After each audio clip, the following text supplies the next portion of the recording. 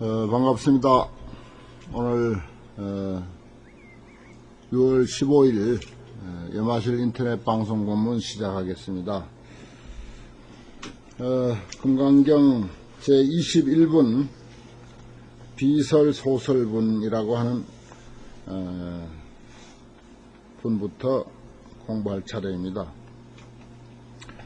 이것은 설과 소설이 아니다. 설도 아니고 설할 것도 아니다. 설은 능설, 좀 알아듣기 쉽게 말하자면 능설과 소설이 아니다. 이렇게 이제 이야기가 되는 거죠. 그 불교에서는 주관, 객관을 또는 그 능동과 피동을 능설, 능소라고 이렇게 이제 표현을 많이 한다. 능은 주관이 되고 소는 이제 객관이 되죠. 그러면 능설이라고 만약에 말한다면은 능히 설하는 사람 이런 뜻이죠.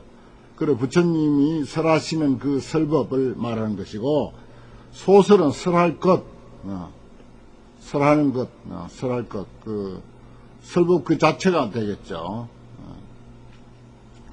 그러니까 설하는 사람도 아니고 설법도 아니다. 설할 것도 아니다. 그런 설도 없고 설할 것도 없다. 그런 말입니다. 말도 없고 말할 것도 없다. 이렇게 이제 이해할 수가 있겠죠. 중생 세계든 부처님의 세계든 작은 먼지의 세계든 큰 세계의 그 무엇이든, 그리고 사람들의 그 마음속에 숨어있는 그런 어떤 작은 그런 마음작용이든 모두가 금강경의 입장에서, 다시 말해서 다이아몬드처럼 빛나는 지혜의 안목으로 볼 때 우리의 안목과는 달리 고정불변하게 어떤 존재로서 그렇게 있는 것이 아니다라고 하는 소위 그 무상을 가지고 보는 것입니다. 그 금강경의 시각은 모든 존재를 전부 상이 없는 것으로, 고정된 어떤 형태가 없는 것으로 그렇게 보는 것입니다. 그게 정신적인 것이든 뭐 물질적인 것이든 간에, 또는 뭐 중생 세계가 됐든 부처의 세계가 됐든, 또 부처의 세계니 뭐 중생의 세계니 편의상 말을 하자니 그게 나눠지지만은 사실 그 없다면은 뭐 나눌 것도 없는 거죠. 사실은 그렇습니다. 나눌 것도 없는 것입니다. 반야의 시각에서 보면요, 비설소설이라는 것이 그런 그 뜻입니다. 수보리야, 여무리, 너는 이렇게 생각하지 말라, 이런 뜻입니다. 너는 이런 생각하지 말라. 열애가 이런 생각을 하되 내가 마땅히 설한 바 법이 있다라고 하는 생각을 하지 말라, 그런 말이에요. 부처님이 설법을 얼마나 많이 하셨습니까? 소위 팔만대장경이라는 것이 있는데, 그 많은 설법을 했음에도 수보리를 보고 또는 우리들을 보고 그대들은 열애가 설한 바가 있다고 하는 생각을 한다고 하지 말라, 이 말이에요. 열애가 그런 생각, 설한 바 법이 있다고 생각하리라고 그렇게 여기지 말라, 이 뜻입니다. 그런 생각하지 말지니, 막작신임이니 그런 생각하지 말지니. 왜냐하면은 만약 어떤 사람이 말하기를 열애가 유소설법, 설한 바 법이 있다라고 하면은 적이방굴이다, 곧 부처를 비방하는 것이다, 이렇게 이야기를 했습니다.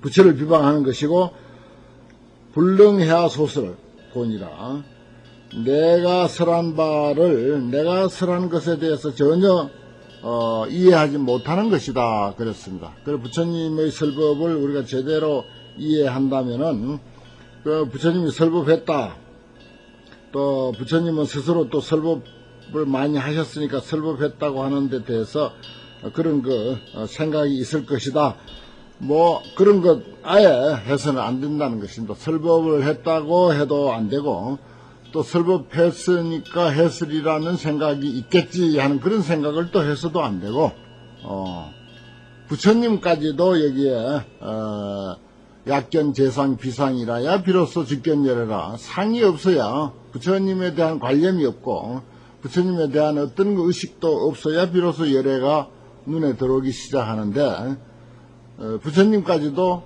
그렇게 이제 부정해야 비로소 진정한 부처님이 나타난다는 이런 입장인데 금강경은요. 그래서 그분도 없는데 그분이 설한 법이 있을 까닭은 없는 것이죠. 아무래도 이제 설법은 부처님에게 딸린 것이니까요.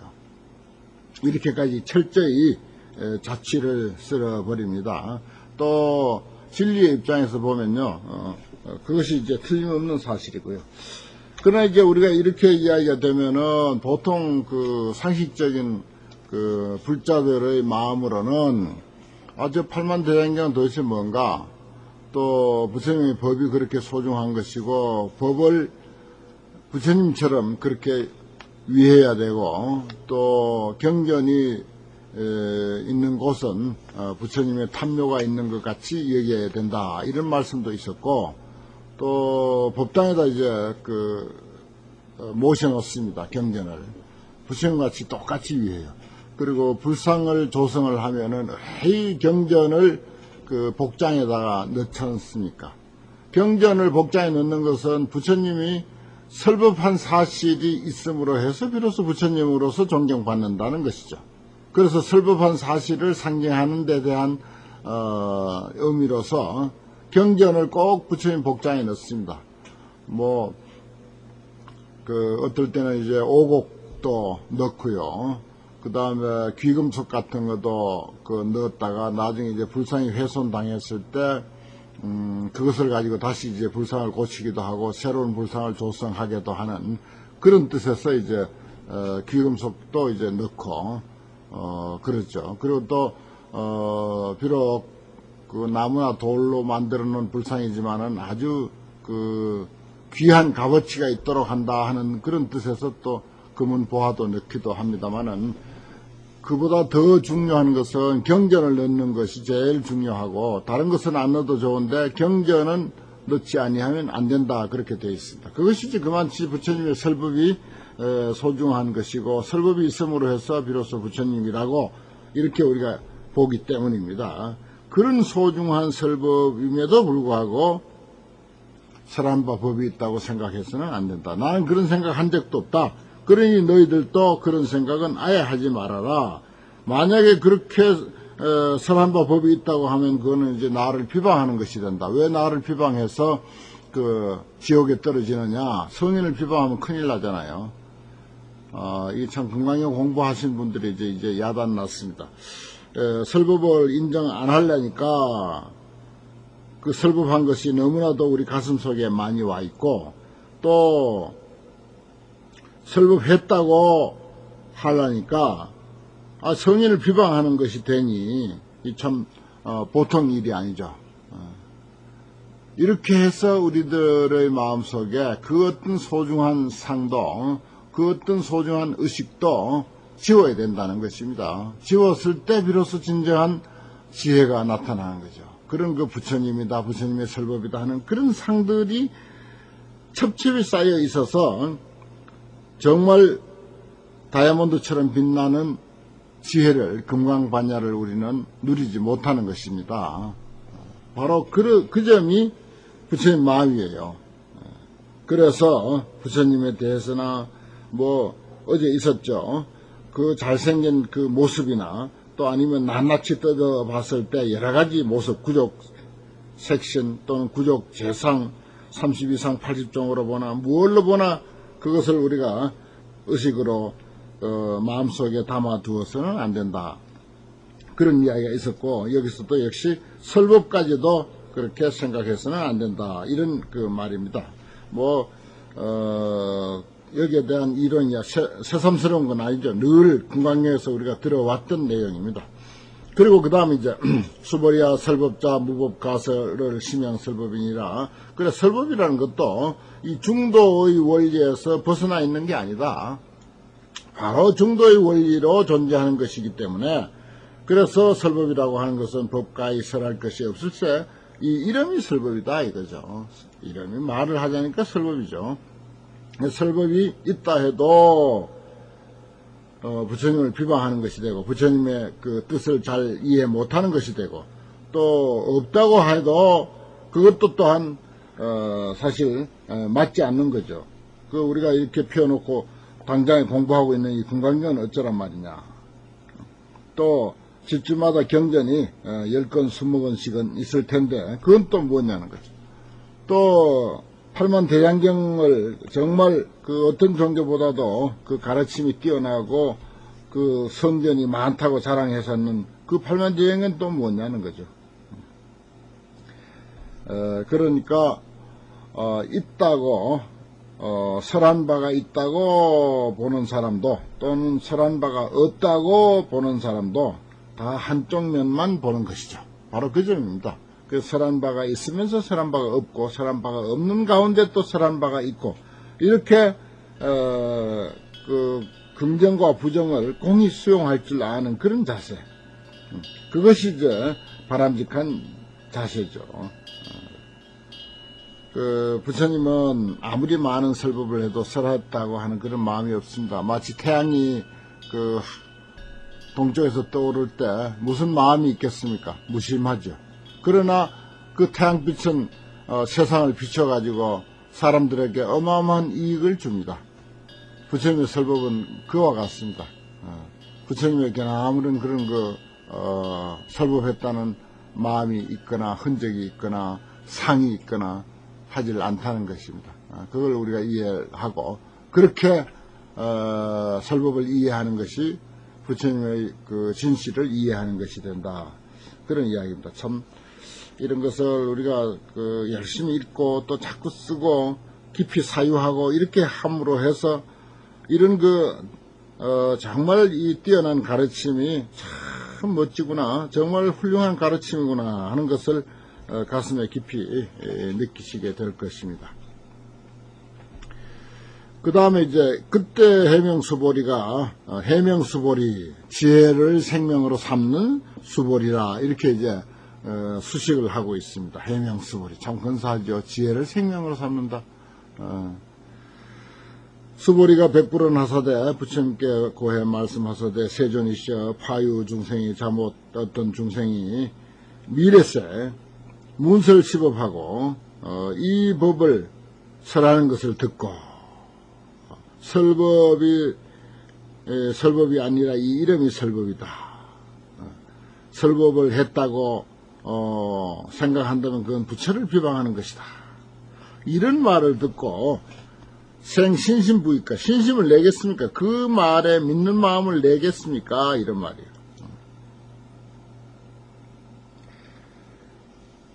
아주 미래를 생각해서 물론 자신은 부처님 앞에서 충분히 이해한다고 하지만은 미래 중생들이 이런 차원 높은 이야기를 정말 제법 실상에 대한 이런 말씀을 이해할 수 있겠습니까? 이런 말입니다. 그런데 부처님 말씀은 왜 신심을 안 내겠는가? 아무리 말세 중생이라 하더라도 아무리 저 먼 미래의 중생이라 하더라도 다 알아들을 수 있고 신심도 낼 수 있고 충분히 이해할 사람들이 얼마든지 있다 이런 이야기예요. 그러니까 이 시대에 우리가 공부한다고 해서 우리가 금강경 도리를 이해 못하라는 법이 전혀 없다는 것입니다. 불언하사대 부처님이 수보리가 그런 염려를 하니까 부처님이 말씀하시기를 수보리야 피비 중생 비불 중생이다. 저 중생 저는 중생이 아니며 중생 아님도 아니다.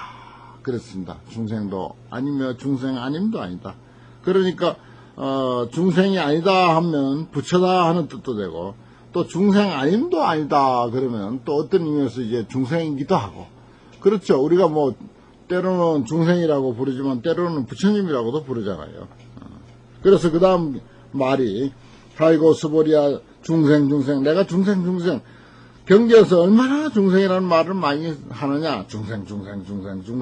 중생이라고 하지만 예래가 말하는 것은 이 비중생 중생이 아닐세 이 이름이 중생이라 부처이기도 하고 보살이기도 하고 그냥 사람이기도 하고 그런 거죠. 그 편의상 이렇게도 부르고 저렇게도 부르지만 그 자체에 대해서는 아무런 변화가 없습니다. 뭐라고 부르든 그냥 그대로일 뿐이에요. 그냥 그 사과를 가지고 뭐라고 부르든 그냥 그 자체일 뿐이듯이, 사과는 사과로서의 역할을 다 하고 이제 사과를 감이라 하든 배라 하든 뭐라고 부르든 거기는 아무 변동이 없습니다. 그럼 우리 부르는 것이 그거 얼마나 험한 일입니까, 사실은.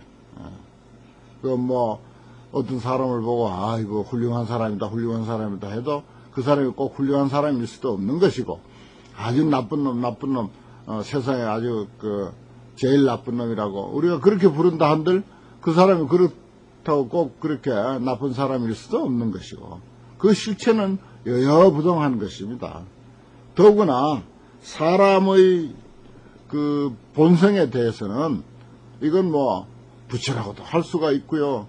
정말 이건 참 위대한 존재입니다.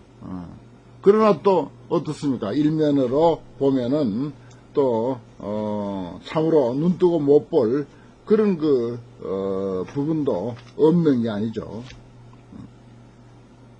이럴 수도 있고 저럴 수도 있고 그런 모든 그 능력이라고 할까요? 그런 능력을 다 가지고 있는 거.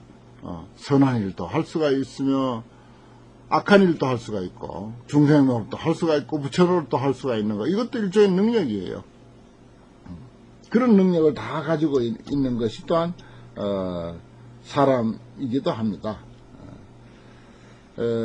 저 앞에서 부처님의 깨달음에 대한 거, 부처님의 모습에 대한 거, 부처님의 설법에 대한 거, 또 복덕에 대한 거, 모든 것을 그 전부 무상으로 이야기를 해왔죠. 우리는 여기서 금강경에서 열거한 그 모든 것 속에 살아가고 있습니다. 특히 불자는 더욱더 이제 금강경에서 이렇게 하나하나 집어놓은 여러 가지 상황들, 그런 것들이 우리 삶의 전체죠. 그렇습니다. 중생이라고 하는 것도 우리가 살아가는데 정말 빼놓을 수 없는 그런 낱말입니다. 그런데 그것을 어떻게 이해하는 게 바람직한가? 이것이 이제 여기서 중생 무상이다. 중생이라는 고정불변한 그런 실체가 있는 것이 아니다.